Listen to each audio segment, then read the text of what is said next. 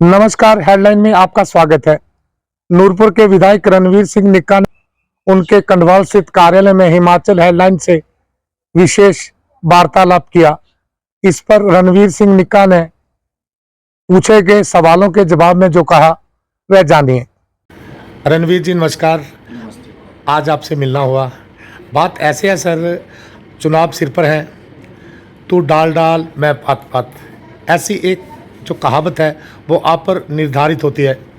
आप 19,000 से लगभग मतों से जीत हासिल की है अपने विधायकी में। तो इस बार जो मेंबर पार्लियामेंट के कांगड़ा चंबा लोकसभा का चुनाव है उसमें आप 40,000 पार कह रहे हैं, ये कारण कैसे है सर? आपके चैनल के माध्यम से ये कहना चाहता हूं, ये चुनाव देश का चुनाव है, माननीय प्रधानमंत्री श्री नरेंद्र मोदी जी का चुनाव है।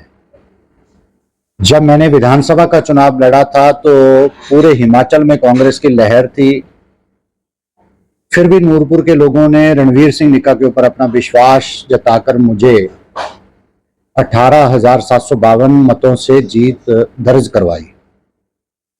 इस बार लक्ष्य हमने 40,000 का इसलिए रखा है कि माननीय श्री नरेंद्र मोदी जी तीसरी बार देश के प्रधानमंत्री बनने जा रहे हैं। ये देश का चुनाव है, हमारा भारत विकसित हो, हमारा भारत विश्व की तीसरी अर्थव्यवस्था बने, हमारे युवाओं को रोजगार मिले, हमारे माताओं बहनों को स्वास्थ्य सुविधा मिले, अच्छी शिक्षा मिले, हर गांव में प्रधानमंत्री ग्रामीण सड़क योजना के तहत लोगों को लाभ मिले, सड़कें बने, नेशनल हाईवे 4 लेन बने और हर जिला में मेडिकल कॉलेज जिस तरह हमारे बना है, एम्स जैसे संस्थान हिमाचल प्रदेश को मिले।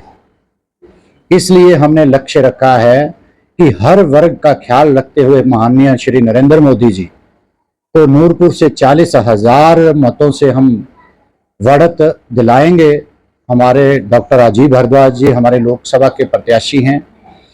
पिछली बार भी नूरपुर ने कोई कमी नहीं छोड़ी। 2019 का जब चुनाव था तो तब भी लगभग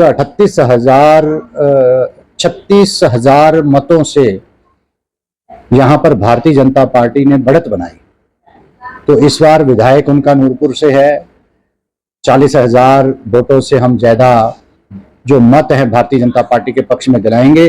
इसलिए हम दिन रात मेहनत कर रहे हैं, चाहे माननीय राष्ट्रीय अध्यक्ष जगत प्रकाश नड्डा जी का कार्यक्रम हो, चाहे हमारे प्रत्याशी के नुक्कड़ बैठकें हो, चाहे संगठन का कार्यक्रम पन्ना प्रमुख सम्मेलन हो। हर सम्मेलन में बढ़ चढ़कर हमारा भारतीय जनता पार्टी का कार्यकर्ता उत्साह के साथ, पूरे जोश के साथ पार्टी के कार्यक्रमों में आगे आकर पार्टी को जीत दिलाने के लिए दिन रात मेहनत कर रहा है। सर ऐसे है, कांग्रेस के जो प्रत्याशी हैं उनका कहना है, जो यहाँ से पूर्व विधायक है उनका कहना है कि जो उनके नेता आनंद शर्मा हैं वो राष्ट्रीय स्तर के नेता हैं। आपके नेता भी कवीना मंत्री के जो चेयरमैन पद पर विराजमान रहे हैं, उन्होंने कुछ नहीं किया। और उनके जो मंत्री रहे हैं आनंद शर्मा जी, उन्होंने कंदरौड़ी का इस्पात का केंद्र लाए हैं, फिर पासपोर्ट का जो कार्यालय शिमला में लाए हैं, कांगड़ा में उप कार्यालय लाए हैं। तो इस एज में उनको किस तरह से जवाब दे पाएंगे आप? देश के ऊपर कांग्रेस ने 70 साल राज किया, लगभग 60-70 साल राज किया। अब कांग्रेस का जनाधार दिनों दिन नीचे गिर रहा है। पूरे देश के लोगों ने प्रधानमंत्री श्री नरेंद्र मोदी जी के ऊपर विश्वास जताया है। अगर अपना विकास जो पिछला करवाया हुआ गिनवाते हैं तो लोगों ने उनको सत्ता भी दी, इसलिए विकास उन्होंने जो अपने टाइम में करवाया होगा। मगर जो भारतीय जनता पार्टी का 10 साल का कार्यकाल है, चाहे किसान सम्मान निधि, आयुष्मान भारत कार्ड, 80 करोड़ भारतवासियों को फ्री में राशन देना, प्रधानमंत्री ग्रामीण सड़क योजनाओं के साथ गांवों को जोड़ना, 4 लेन नेशनल हाईवे बनाना, हाइड्रो प्रोजेक्ट बनाना, एम्स बनाना, मेडिकल कॉलेज बनाना, अनेकों संस्थान जो है भारतीय जनता पार्टी ने खोले।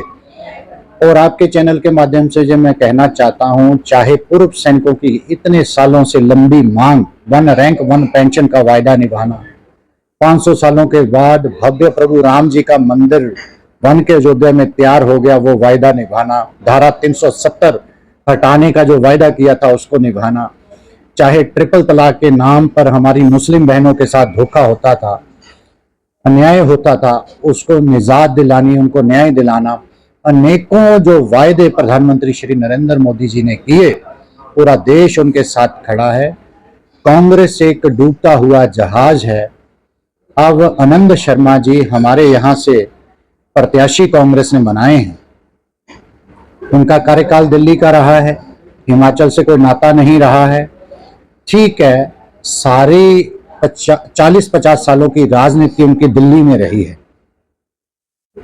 अब कांग्रेस का जहाज डूब रहा है। अब जगह तलाश रहे हैं कि हमारा कहीं ना कहीं वर्चस्व बचे। सर ऐसे है, कांग्रेस पार्टी बोलती है कि विकास हुआ नहीं भाजपा के 10 सालों में, ऐसा क्या कारण है सर?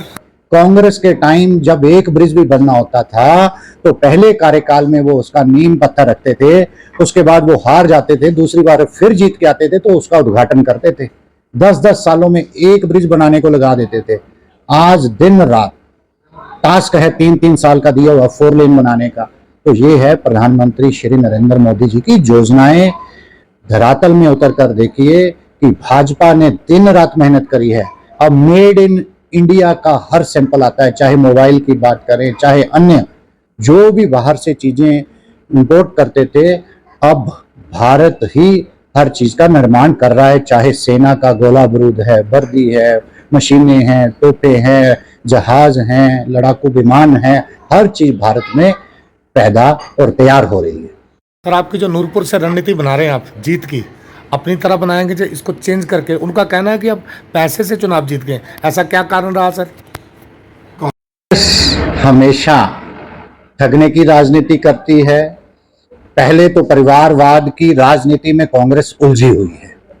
यहां से हमारे पूर्व मिनिस्टर रहे हैं, उनके बेटा आगे विधायक बने कांग्रेस से। एक बार विधायक बने, फिर 2 बार हार गए। रहना उन्होंने पठानकोट, चुनाव लड़ना उन्होंने हिमाचल के नूरपुर विधानसभा आकर। लोगों ने इस बार उनको करारा जवाब दिया है और बारी बारी की राजनीति को नकारते हुए उन्होंने उनको घर बैठाया, तब इतने मतों से हराया है, ना कि पैसे से। बल्कि उन्होंने हिमाचल के लोगों का दिल नहीं जीता। आज भी पठानकोट के आलीशान मकान में वो रहते हैं और वोट मांगने यहाँ हिमाचल आते हैं। सर ऐसा है, अभी अथाह विकास की आप बात करें तो कुछ स्कूल कॉलेजों की रखी हुई है आपने, चलो आपका भी राज नहीं है मानते हैं, लेकिन आप वो कहते हैं कि विधायकी से कुछ पैसा जो रणवीर सिंह निक्का को आता है वो खर्च नहीं कर रहे हैं।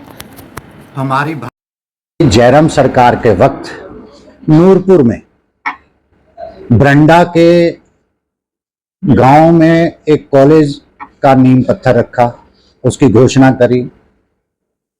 एससी ऑफिस नूरपुर में खोला इलेक्ट्रिसिटी का, ताकि किसान भाइयों को, लोगों को 3 फेज का कनेक्शन नूरपुर के अंदर ही मिले, उनको डलहौजी ना जाना पड़े।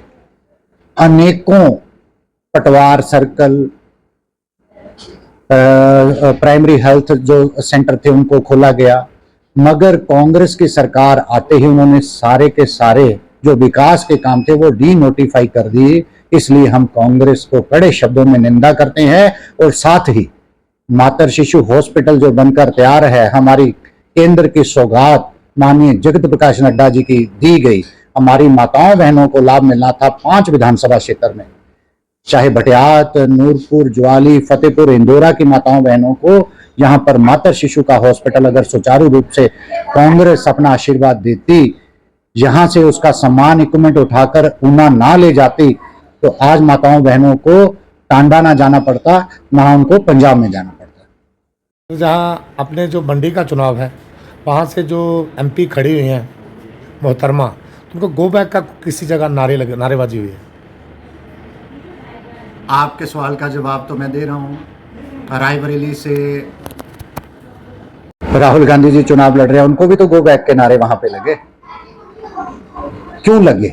देश के ऊपर लगभग 70 साल राज करने वाली पार्टी जो इनका मुखिया है, उसके गो बैक के नारे। ये कांग्रेस षड्यंत्र रचती है। मंडी की सीट भारतीय जनता पार्टी जीतने वाली है प्रचंड बहुमत के साथ। और आपके चैनल के माध्यम से मैं अपील करता हूं मंडी की माताओं बहनों से कि परिवारवाद से बाहर निकलिए।